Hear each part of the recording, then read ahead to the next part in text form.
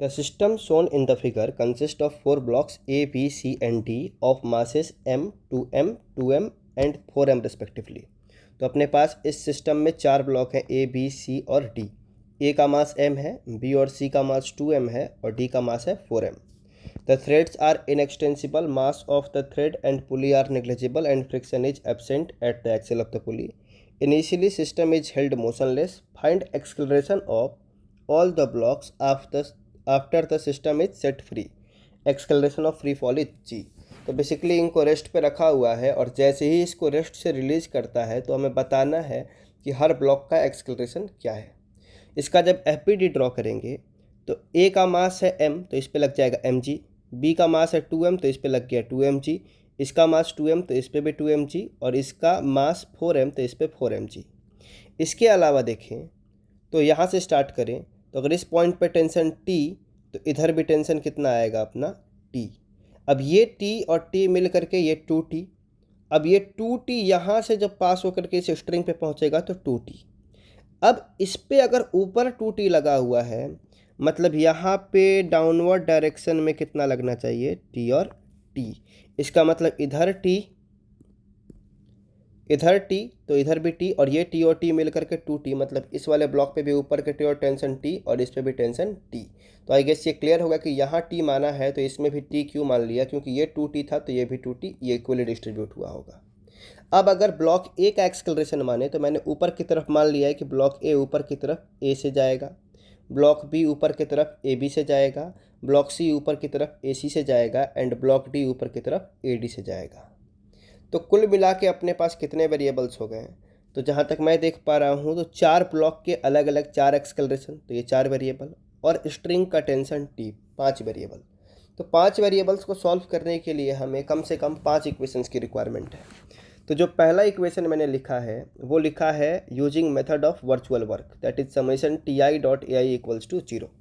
Block A पे देखें तो टेंशन ऊपर और एक्सेलरेशन भी ऊपर, तो इसका हो जाएगा T A capital A. B पे देखें तो टेंशन ऊपर और एक्सेलरेशन भी ऊपर, तो टी ए कैपिटल बी. सी पे भी कैपिटल टी टेंशन और एक्सेलरेशन ए सी, तो टी ए सी. डी पे भी सेम सिचुएशन, टी ऊपर और एक्सेलरेशन भी ऊपर, तो टी ए डी. अब ये जो टेंशन है सब में इक्वल है तो कट जाएगा, तो अपने पास रिलेशन आएगा इन चारों का एक्सेलरेशन का सम इक्वल्स टू 0. अब हर ब्लॉक पे एक एक करके फोर्स इक्वेशन लिखेंगे. तो ब्लॉक ए पे देखें तो इसका एक्सेलरेशन है ऊपर की तरफ, तो हम लिखेंगे m एक्सेलरेशन ऑफ ए, और ऊपर है मतलब टेंशन बड़ा होगा तो t माइनस एम जी, तो this will be t minus m g. Then acceleration of A के लिए मास इधर डिवाइड कर दिया तो t अपॉन m और m से m कट जाएगा तो माइनस का g. Same for block B, यहाँ पे एक्सेलरेशन ऊपर है तो लिख दिया मास इसका 2m into acceleration of B और t minus 2mg, this will be t minus 2mg. Then acceleration of B will be, ये 2m नीचे आ जाएगा तो t अपॉन 2m और ये 2m कटेगा तो केवल और केवल g. For C this will be 2m क्योंकि इसका मास था into acceleration of C and tension ऊपर था तो t minus 2mg. This means acceleration of c equals to t upon 2m minus g. अब यहाँ से हमको दिख रहा है कि जो b का एक्सेलरेशन है वही किसका एक्सेलरेशन दिखा रहा है, c का. Last one fourth block d पे, यहाँ पे इसका मास है 4m तो 4m लिख लिया इंटू एक्सेलरेशन ऑफ d, और ये एक्सेलरेशन ऑफ d ऊपर माना है तो t बड़ा हो जाएगा t माइनस 4mg. तो हम लिख सकते हैं 4m acceleration of d equals to t minus 4mg. 4m इधर भेज देंगे तो t अपॉन 4m और ये 4m कटेगा तो g. तो अपने पास ये चारों एक्सेलरेशन आ गए टेंशन के टर्म्स में. अब अगर इन चारों को उठा के इस फर्स्ट इक्वेशन में रख देंगे तो t सॉल्व हो जाएगा. तो मैंने लिखा यूजिंग 1 2 3 एंड 4. मैंने एक एक करके जो भी एक्सेलरेशन निकाले हैं a1 plus a2 plus a3 plus a4 equals to 0 यहाँ रख दिया. तो ये a1 था t upon m minus g, a2 था t upon 2m minus g, ac था t upon 2m minus g और ad था t अपॉन 4m माइनस जी. यहाँ पे t अपॉन m वाले टर्म्स देखें तो एक t अपॉन m तो ये t upon m, t upon 2m तो मैंने t अपॉन m कॉमन कर रखा था, ये 1/2 यहाँ से बच जाएगा. अगेन यहाँ पे t अपॉन 2m तो t अपॉन m कॉमन कर लिया तो 1/2 को यहाँ से बच जाएगा, और यहाँ पे t अपॉन m लिया तो t अपॉन m कॉमन करके 1/4 यहाँ बच जाएगा. जी वाले टर्म्स तो यहाँ -g -g एंड -c मतलब कि माइनस का 4g। अब ये माइनस का 4g उधर जाएगा तो इधर प्लस का 4g, t/m कॉमन है, यहाँ LCM ले लेते हैं तो ये आ जाएगा 4। अब ये 4 लिया तो ये 4 से मल्टीप्लाई होकर के 4, 2 टाइम्स में मल्टीप्लाई हुआ तो ये 2, फिर ये भी 2 टाइम्स में गया तो यहाँ 2, और ये 1 टाइम्स में गया तो यहाँ 1। अब देखें अगर तो m का टर्म इधर भेज देंगे तो ये 4g, और एक यहाँ पे था तो एक और 4, तो 4 × 4 16 m × g, और ये 4 + 2 6 8 और 9, तो ये नीचे आ गया 9। तो जो टेंशन आया अपना वो आया 16 mg/9। अब हमको टेंशन पता है तो एक एक करके इस टेंशन को हर एक्सक्लरेशन में रखते चले जाएंगे, हमें एक्सक्लरेशन हर ब्लॉक का पता चलता चला जाएगा।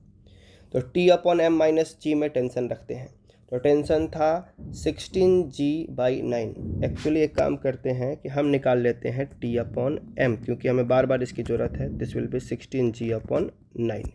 अब इसको रखना शुरू करते हैं, तो 16g/9 माइनस का g, तो यहाँ जाएगा 9 हो जाएगा, 16 - 9 7g/9। तो acceleration of block A will be 7g/9। B का देखें तो दिस इज t/2m - g, तो 1/2 इंटू t/m कर देते हैं, तो t/m इज 16g/9 और 1/2 आएगा तो 8g/9। 8g/9 minus g, that is यहाँ 9 चला जाएगा मल्टीप्लाई होकर, तो 8 - 9 माइनस का 1g, और ये LCM का 9। अब जो माइनस साइन बता रहा है कि हमने जो एक्सक्लरेशन ऊपर मानी है वो ऊपर की ओर ना होकर कहाँ है, नीचे की ओर, मतलब ब्लॉक बी जाएगा डाउनवर्ड डायरेक्शन में। सेम तरीके से ए का एक्सक्लरेशन और सी का एक्सक्लरेशन बराबर वो दिख रहा था यहाँ पे इन दोनों इक्वेशंस में, तो सी का भी एक्सक्लरेशन -g/9, मतलब सी भी डाउनवर्ड जाएगा g/9 से। डी वाले का था t/4m - g, तो t/m की वैल्यू थी 16g/9, तो t/4m बन जाएगा, 4 से डिवाइड कर दे तो 4g/9।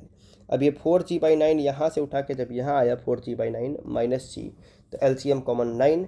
अब ये 9 जाएगा तो माइनस का 9 प्लस का 4, तो -5g/9। अगेन माइनस साइन बता रहा है कि d भी नीचे जाएगा 5g/9 से, तो एक्सक्लेशन ऑफ t हो जाएगा -5g/9 डाउनवर्ड डायरेक्शन में ये है।